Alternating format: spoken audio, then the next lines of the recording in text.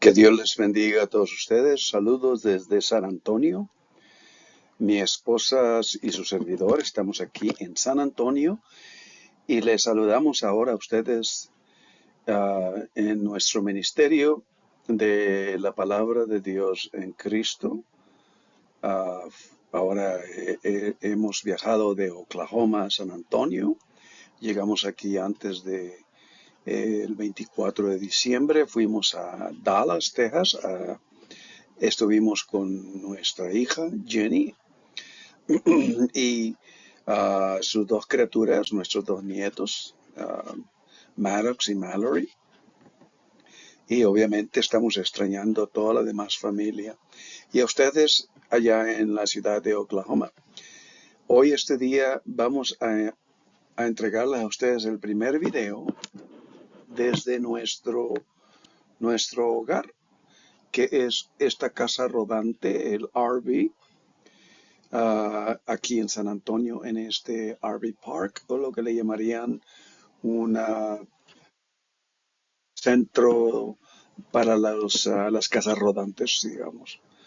Aquí en San Antonio hemos visitado con el hermano, mi cuñado, el hermano de mi esposa, Benjamín Gómez, y reciban todos nuestros saludos de mi esposa y de su servidor. Les amamos en Cristo. A los que están en Oklahoma, a los que están en Ensenada, a los que están en América Central, a los que están allá en Sonora, a todos ustedes hermanos que están en otros lugares del mundo, en Canadá, en Australia, en fin. Reciban nuestros saludos. Vamos a continuar esta comunión pues en este video, ahora que empezamos el año 2023.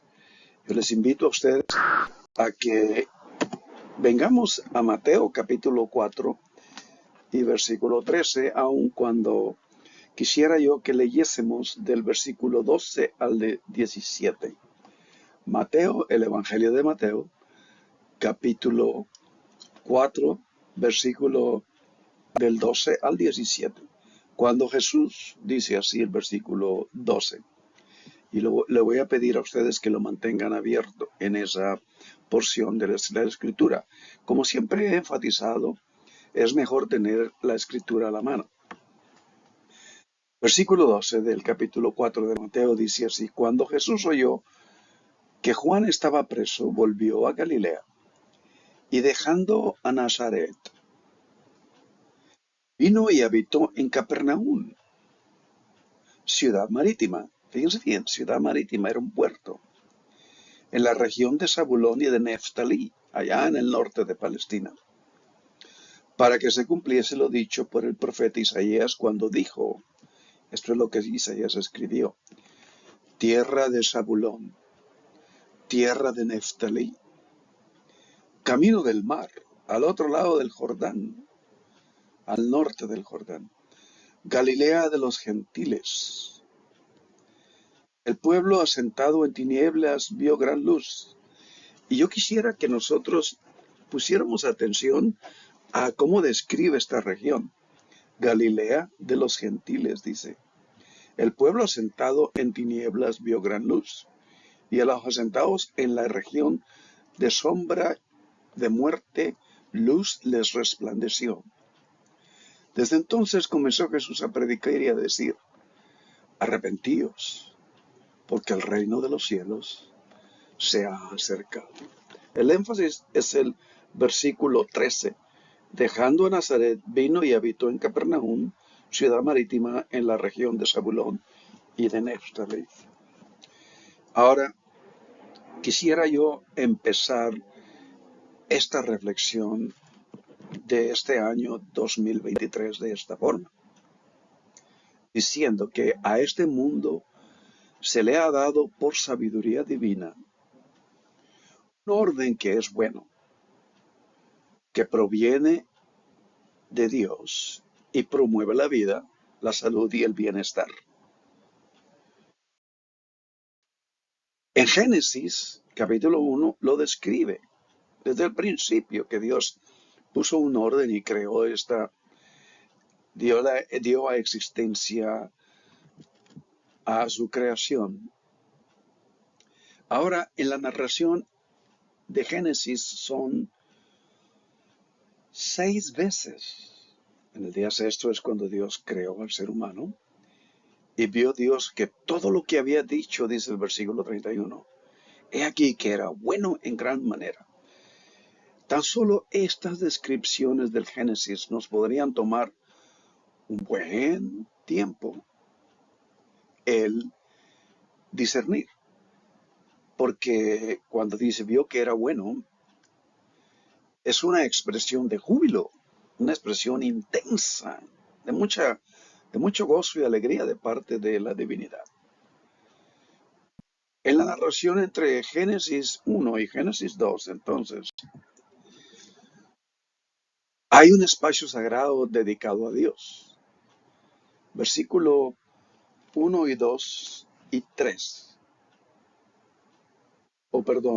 Versículo del capítulo 2 de Génesis es el versículo, sí, 1, 2 y 3, en donde relata cómo Dios termina su creación y descansa. Lo que quiere decir que descansa no es que Dios se había agotado, sino que descansar de su creación quiere decir había terminado su creación, no había más que agregar en ella.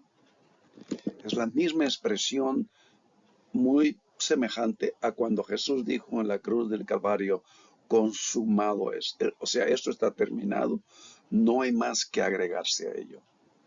Por lo tanto, en la narración entre Génesis y Génesis 1 y 2, se encuentra este espacio en los 3 versículos primeros del capítulo 2, cuando Dios termina su obra y empieza en Génesis 2 con las posibilidades humanas.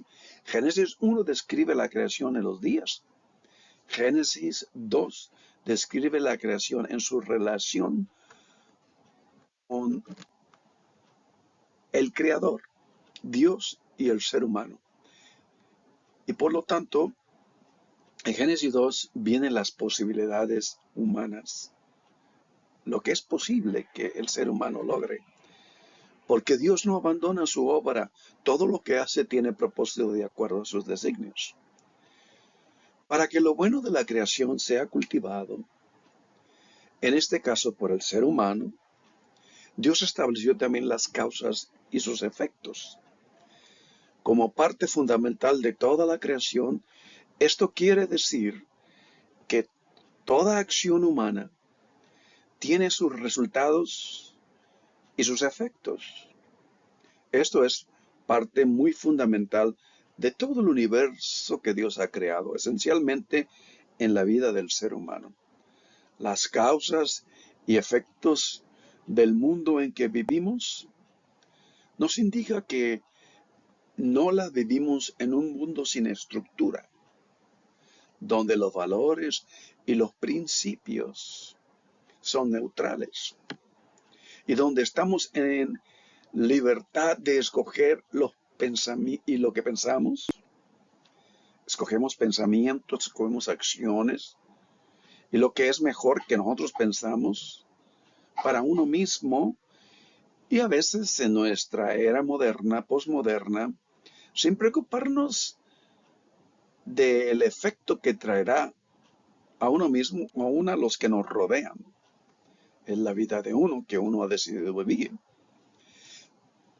Como antes hemos dicho, los seres humanos que viven en armonía en el diseño creativo de Dios y que están pendientes, muy importante, pendientes y atentos a su relación con ese orden de Dios, y aquí a través de las páginas del Antiguo Testamento y del Nuevo Testamento siempre es escucha, escucha, que es Shema en hebreo, que quiere decir escuchar, estar atentos a oír, a escuchar con inteligencia, con el propósito de seguir en obediencia. Aquellos que están atentos a esta armonía y este diseño creativo de Dios y que están pendientes a su relación con ese orden, se les llama sabios en el Proverbios, el libro de la sabiduría. Pero también nos dice que aquellos que ignoran el orden de Dios comerán del fruto de sus propias decisiones, de sus consecuencias. Esto es lo que nos habla el libro de Proverbios. Por lo tanto, quienes obran opuesto al orden creado producen caos, miseria y pobreza muy regularmente. Y en estas condiciones se encontraba la tierra de Palestina por mucho tiempo. Hay un periodo del último libro del Antiguo Testamento, el libro de Malaquías, y el Nuevo Testamento, el libro de Mateo. Digamos, el primer evangelio fue el libro de Marcos, el evangelio de Marcos. Pues hay un periodo de más o menos 400 años, casi 4 siglos. Y por mucho tiempo, después de la destrucción de Israel al norte, las 10 tribus en Palestina, y Judá al sur, si ustedes recuerdan en nuestro video anterior, cuando hablamos de la parábola del hombre que se vestía de púrpura y lino fino, y el Lázaro destituido, moribundo a las puertas de este hombre rico. Esta reflexión se va a conectar con esos dos mensajes de la parábola del hombre que se vestía de púrpura y lino fino, lado, y en contraste el Lázaro mendigo que estaba a la puerta de la casa de Lázaro. ¿Y cómo se relaciona a nosotros? Lo vamos a ver. Por lo tanto, dice Proverbios, quien obra opuesto al orden creado produce caos, miseria y pobreza, y por lo tanto comerá de sus frutos, comerá de su camino. Pero Dios nos deja a los que rehusan el orden de Dios. Hasta dice el libro de Éxodo en las jornadas del pueblo, cuando le pidió a Dios carne y estaba cansado de comer el maná, Dios les dijo, no les voy a dar carne por un día, sino por 2, por una semana, por un mes, hasta que se hastíen de todo eso. Dios nos deja hasta que, ese es exactamente el relato de la parábola del hijo pródigo, hasta que regresemos a casa. Y en esta condición que se encontraban, en una condición de caos, miseria y pobreza, se encontraba la tierra de Palestina por mucho tiempo, por esos 4 siglos después de la destrucción de Israel al norte y después de Judá al sur. Ustedes recordarán en el libro de Nehemías la obra de restauración. Esta es una representación de las 12 tribus en un tiempo antes del siglo VII, cuando en el año 722 antes de Cristo vino el emperador de Asiria y arrasó totalmente con todas esta área. Y la ciudad de Zebulón, Neftalí, fueron las primeras en sufrir esa destrucción. No tenemos idea lo que esto vino a impactar y cincelar el psique de la mentalidad judía que después fue pasado por generaciones. Entonces tenemos nosotros en el texto bíblico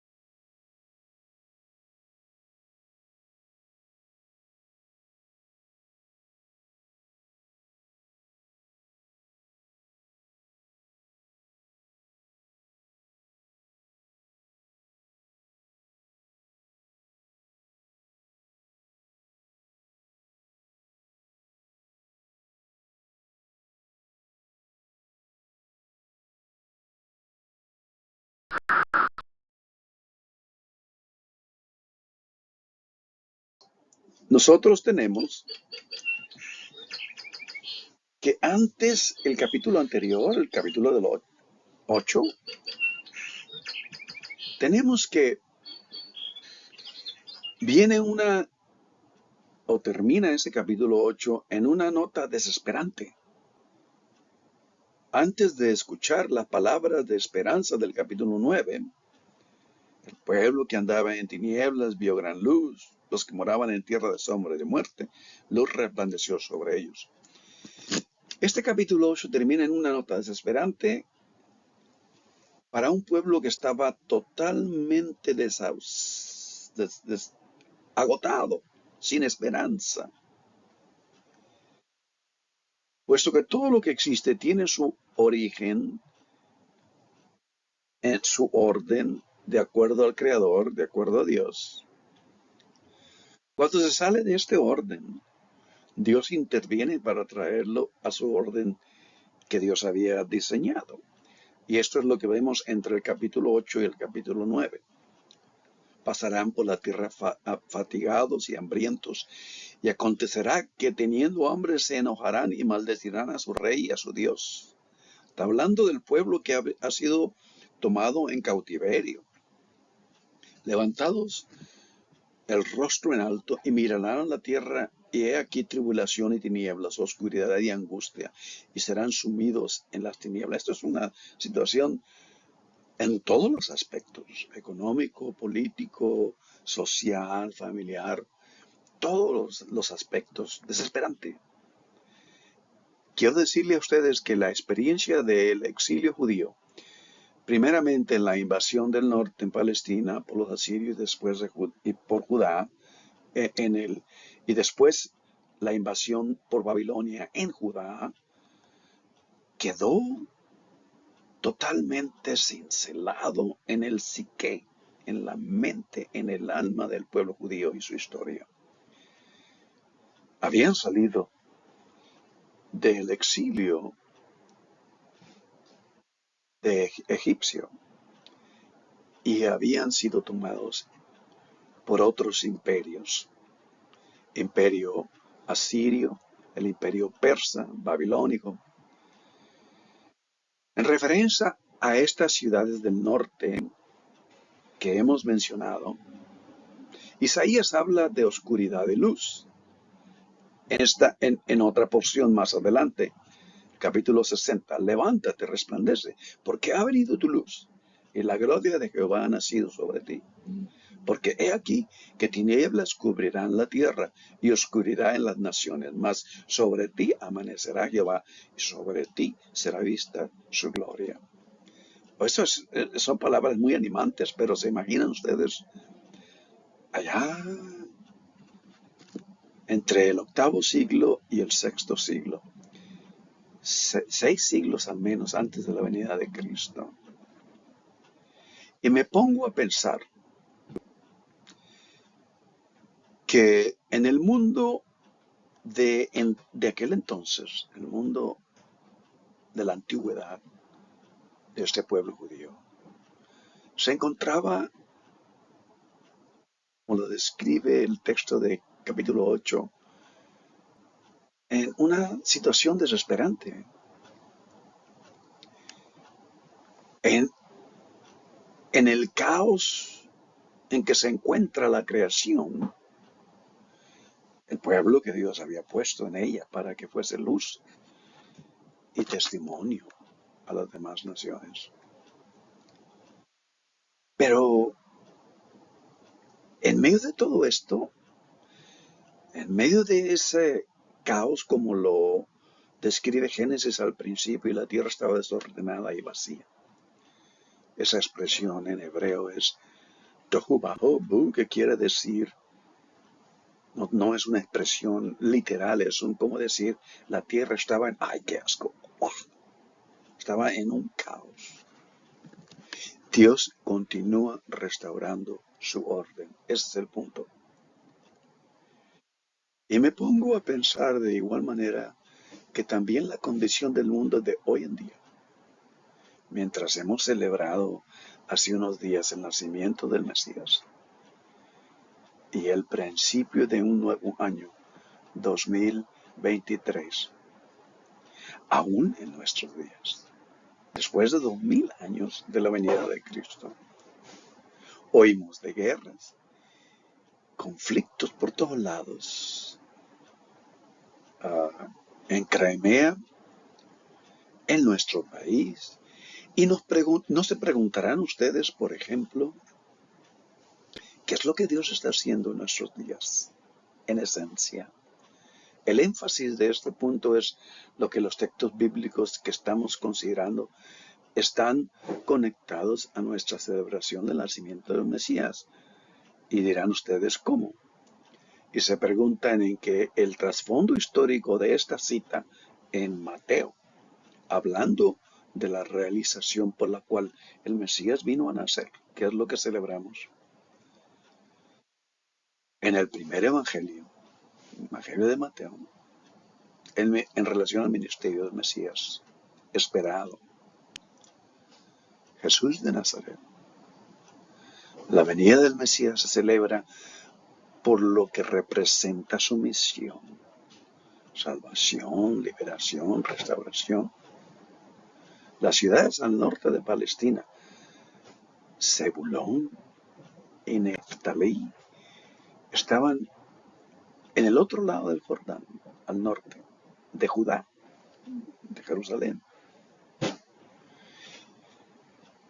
Y en el tiempo del advenimiento del Mesías, aquellos que primeramente fueron severamente devastados, Israel al norte de Palestina y las 10 tribus que fueron totalmente esparcidas desde entonces, dejaron de ser ahí. Eran los que más tiempo, los que habían quedado, los pobres. Estas tierras habían estado en aflicción por mucho, mucho tiempo, sin tener ninguna razón para esperar algo mejor. Y los salmos penitentes nos hablan un poco de esto. ¿Por qué, oh Dios, nos has desechado para siempre? ¿Por qué se ha encendido tu furor contra las ovejas de tu prado? Y esta es la región que José y María traen al bebé Jesús, a Nazaret, al norte. Y así Jesús empieza su ministerio entre los que más tiempo habían estado en sombras y oscuridad. Ahora, quisiera enfatizar este punto.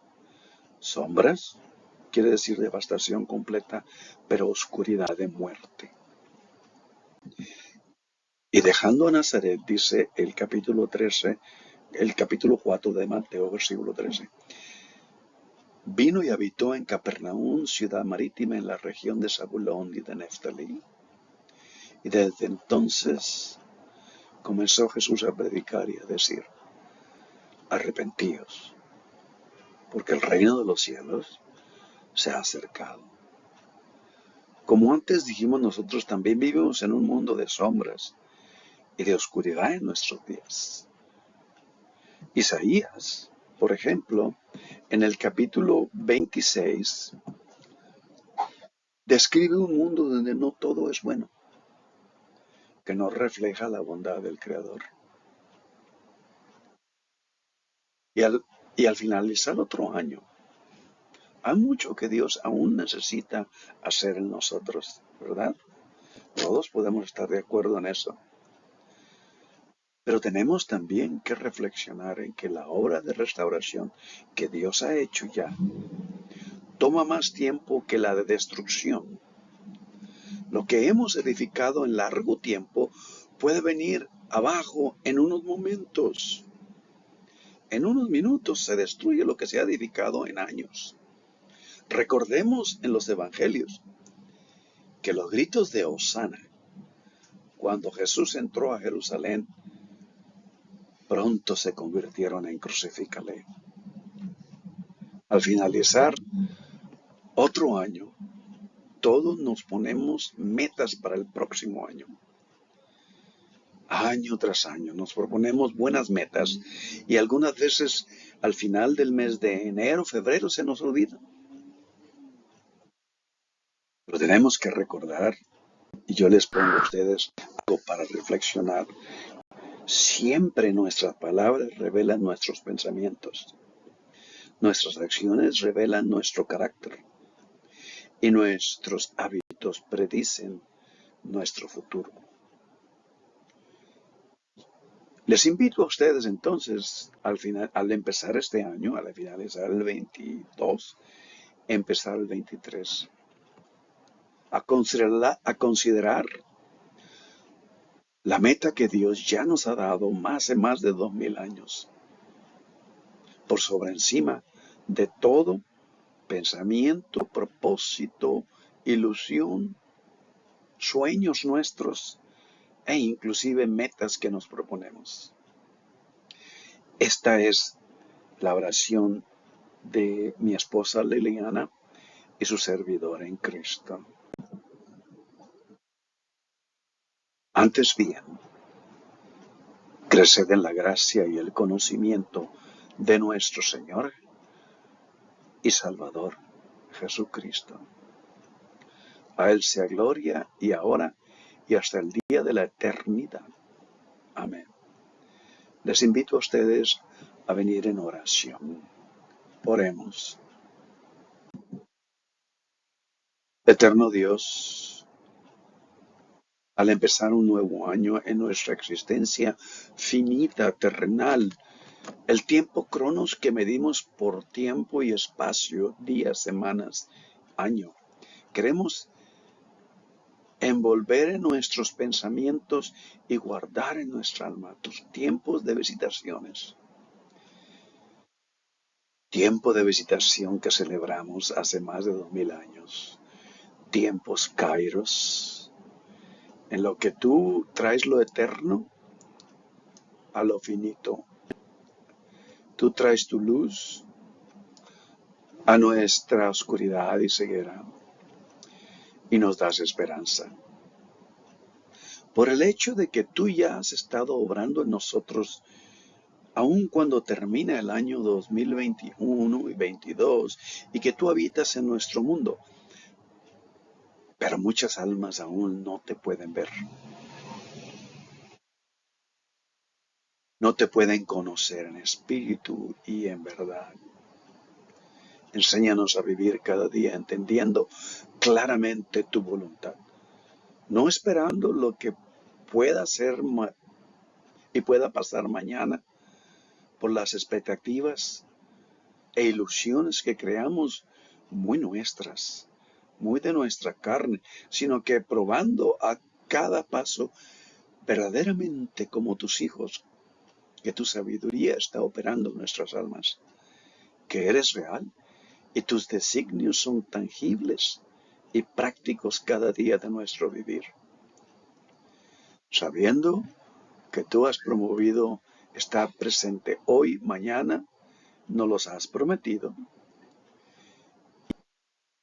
y siempre hasta que nos llames a tu presencia, recordando siempre que nos cuidarás y protegerás en días difíciles de este año 2023. Nos evitarás el sufrimiento y cuando es necesario, nos darás la fuerza inagotable de tu parte para soportarlo, ser de apoyo a nuestros semejantes, a nuestras familias y a nuestros hermanos, y a aquellos que también se quebrantan por enfermedades. Y en los momentos en que nos sintamos débiles e impotentes, hagamos a un lado todo pensamiento ansioso e imaginaciones debilitantes y nos mantengamos firmes bajo la convicción de que nuestro corazón ha confiado en ti.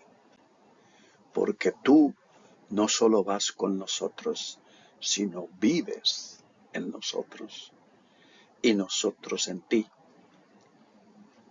Esperamos hasta el día de Jesucristo. Amén.